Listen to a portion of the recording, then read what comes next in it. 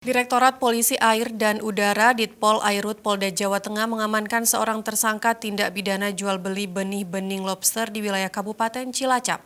Dari pengungkapan kasus ini, polisi juga menyita barang bukti 9.000 lebih benih-bening lobster jenis lobster mutiara dan lobster pasir. Aparat kepolisian dari Direktorat Polisi Air dan Udara Ditpol Airut Polda Jawa Tengah mengungkap kasus tindak pidana jual beli benih-bening lobster di wilayah Kabupaten Cilacap akhir bulan Agustus lalu.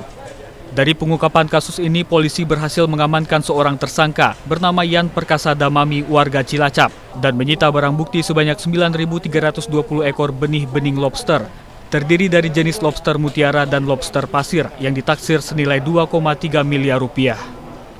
Kapolda Jawa Tengah Inspektur Jenderal Polisi Ahmad Lutfi saat gelar ungkap kasus di Ditpol Airut Polda Jawa Tengah di Kota Semarang pada Rabu 29 September menjelaskan kasus jual beli benih-bening lobster ini terungkap berdasarkan informasi masyarakat terkait adanya aktivitas penangkapan benih lobster secara ilegal di Kabupaten Cilacap. Menurut Ahmad Lutfi, dalam kasus ini peran tersangka Yan Perkasa Damami adalah kurir pengambil benih lobster hasil tangkapan para nelayan. Benih-benih lobster yang terkumpul tersebut nantinya dijual kepada seseorang di daerah Sukabumi, Jawa Barat.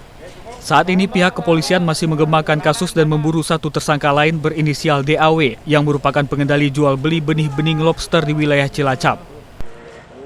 Ini selaras dengan kebijakan Bapak Kapolri dengan dibentuknya Satgas ini dengan harapan lobster ini tidak lari ke luar negeri untuk dalam negeri dalam rangka meningkatkan perekonomian masyarakat.